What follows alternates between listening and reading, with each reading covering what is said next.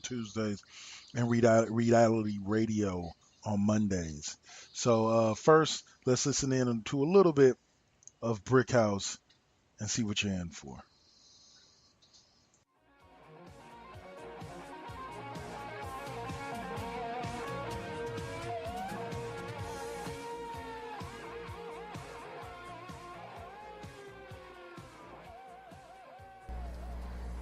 Hello! Did I mess with your ears a little bit there? Hello, it's me. Remember me? All right. Brick House takes place every Sunday at 5 p.m. via podcast, so be sure to check us out for that. Next up, we got Dirty Talk 101 with Miss Essie. Dirty Talk 101, where we talk to the bull, stories unfold, nothing's ever off limits to be told. And with that being said, you already know what I'm gonna do. Gonna get right into another session of Dirty Talk 101. Cause she did the performance. My phone call, she would never ignore it. She keep it all under the curtains. I'ma do that pussy right, girl. I know what you like, and I know he ain't doing you right. Come with me, I'll have you back by the end of the night.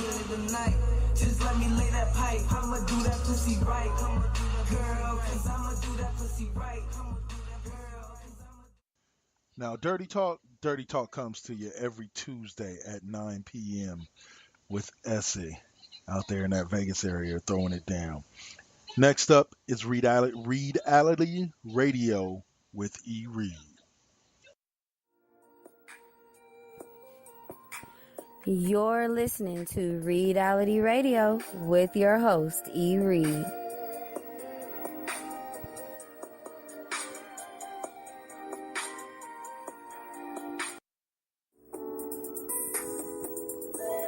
Hey, what's going on, everybody? Y'all already know what time it is by those call letters at the beginning of the show.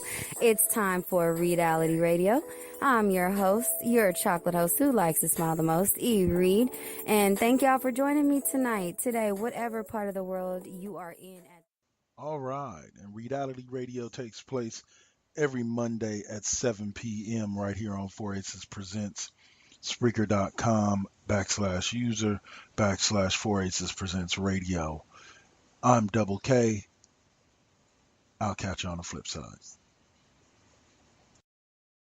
Hey, Saturday night, live at 7 p.m. Pacific. Check out the Mr. Deacon Experience, only on Spreaker.com, 4 Aces Presents Radio.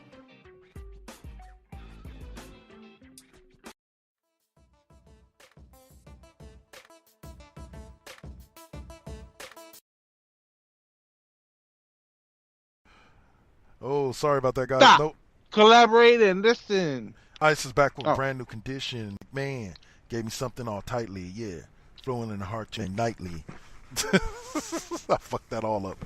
Anyway, so on Monday they did this whole big thing because we know that Asuka, which actually makes me think that Asuka's streak is set to be broken sometime soon. Probably for WrestleMania, but sometime soon.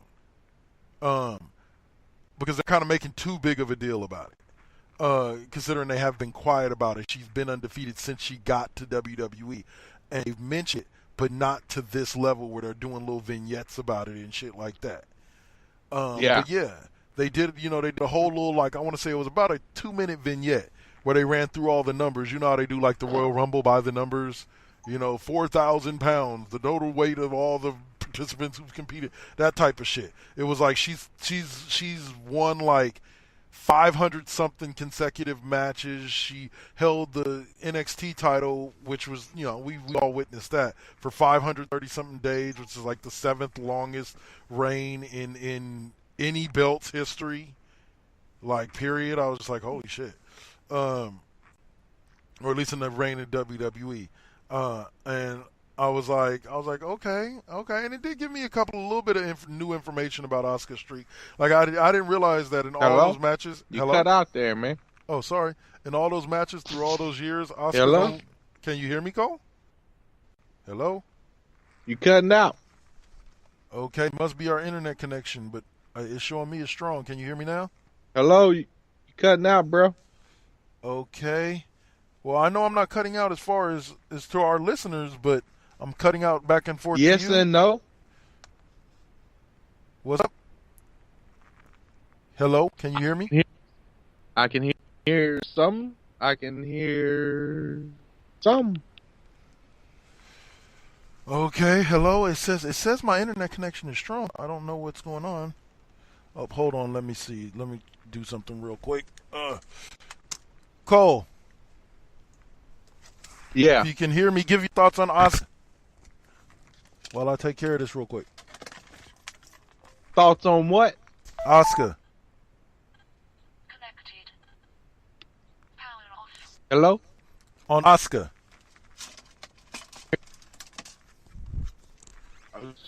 She bad, man. She bad the bone. And her streak. Can you hear me? I like her streak. Yeah. Yeah. I don't know when it's gonna end.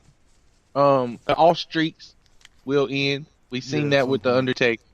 Yeah. So really I don't know how soon it's gonna be, but it's gonna happen. I can't tell you who. Do you think that the WWE would be brave enough to let her and Bailey fucking tore the house down? Yeah. But I was like, do you think WWE would be brave enough to let Nia Jax do it and before WrestleMania? Nah, I think it's nothing before WrestleMania. Hey everybody, it's 420! What up? 420. Shit. Gotta hit that weed! Oh yeah. Oh, now you can hear my little speaker in the background. Or that little fan for the little inverter. But anyway, yeah, so like they did it. Did you hear my whole bit about Asuka and the little bit that they did? Like, I didn't realize like that she only defeated 30, she had only faced 34 different women during this whole streak, like this whole 3 or 4 year streak. Oh yeah? Yeah, that's kind of interesting to me. So only 34 women, huh? I thought there had been more than that. I thought there were a bunch of innocuous, like, jobbers before she really even faced anybody, that was really competition to her. She only had like 4 or 5 when she got to the main roster that she did that to.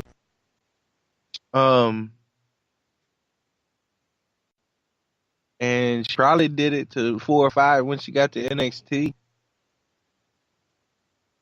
And then she's had several significant feuds with people like Bailey and Sasha Banks and Nia Jax. Now, I don't know, like, and this is where my problem lies with renewing NXT rivalries on the main roster at particular times. The Asuka and Nia Jax rivalry is actually fairly well known from NXT. And if we remember correctly, Asuka won that match. So it's kind of like hard for me to really buy into. Asuka can't win this match against Nia Jax. Yeah, she knocked Nia Jax smooth the fuck out. And so that being said, I'm just like, Like, I like the matchup. Don't get me wrong. I like Nia Jax versus Asuka. I think it's going to be a great match at Elimination Chamber. But I just don't know. But I do like the stipulation that if Nia Jax does manage to pull off the win, she gets added to the triple threat match. I think it gives people a reason to watch, even though most of us know that Asuka's most likely going to win that match because there's no way that Nia Jax is going to be, that they're going to make it a 3-way at WrestleMania. I just don't see that. I don't know. They've been adding motherfuckers left and right to matches. Yeah, but I think if you're going to do a 3-way, a triple threat at WrestleMania for the belt, it's going to be like Asuka, Sasha, and like Bailey. You know what I'm saying? Like, no offense to Nia Jax, she should be in there, but like, if you're going to give us a triple threat match, like, give us something that's going to bring that down, and that's going to be Asuka, Sasha, and Bailey. You know, Nia Jax has never, no offense to her, She's a great in-ring talent and wonderful personality from what I've seen on Total Divas and what I've read about her on the internet and everything. She's a great personality, but she is not that one that's going to be able to bring with Asuka. So with Asuka and somebody else, nah. Give me Asuka, Bayley, and whatchamacallit. And let's be real, dude. This is the third year in a row, but this is the first year in which it's like heavily prominent. Where, well, actually not heavily prominent, primarily because Samoa Joe and Dean Ambrose are hurt. But if you had Joe and you had Ambrose, this would be one of those takeover years for the indies as far as WrestleMania. Like, almost all of our top matches are going to be like former in New Japan Pro Wrestling matches, former ROH matches, so on and so forth. There was talk that the original plan for Dean Ambrose and Seth as tag champ, have them come together, have a run, and then have Dean turn on Seth, leading to a match between the two of them, turn heel on Seth, and have a match between the two of them at WrestleMania 34. That was the original plan for them. So I'm like, could you imagine that lineup? You've got Dean versus Seth, you've got Roman versus Brock, you've got all this that lineup. Well, Roman versus Brock really wouldn't have anything to do with ROH or the Indies or anything, because Roman is a WWE bred horse, all 100%. But Joe versus whoever, you know, or maybe you have Joe, Roman, and Lesnar fighting for the belt at Mania. You know, and then you got AJ versus Nakamura. KO and Sami Zayn are going to be somewhere in there. Like, you just look at this card and it's like, holy shit, where do all these guys come from? Well, they were all names that we knew and loved at ROH and fucking all over the place. And I know they've had their run, but god damn it, we need bad influence in the WWE.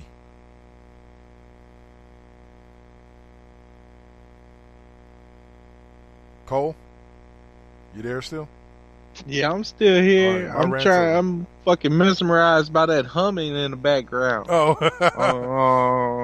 that's my charger, man. Sorry, man, that's my charger for the laptop. If I turn it off, then you can't hear me. Because my laptop ain't got enough battery power. Oh, damn, man. That sucks. Yeah, I wish I had a mute button on this thing where I could just mute my mic when I'm not talking, but I downgraded on the headset, so I don't have a mute button anymore. Oh, man.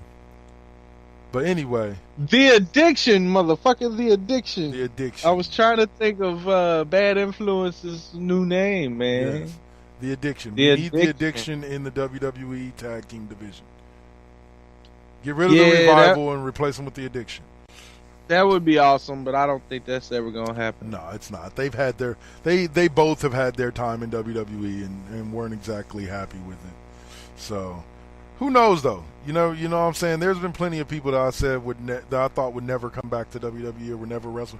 If you go back on this podcast and listen, when we first started, there were multiple times in which I said Sting will probably never wrestle in the WWE. During the time of the main event, Mafia. Yeah, I was wrong. Motherfucker. He finally found his way to the WWE, so that led me to say never, ever say never. You never know when it can happen. So yeah, whatever.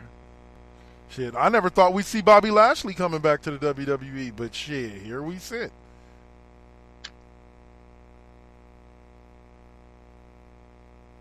So I never Bobby thought Lashley fucking sucks. Why you say that, man? Bobby Lashley don't suck. Bobby Lashley is cool. I guess so, with a voice like this. Bobby Lashley is the Black Brock Lesnar. Fuck no.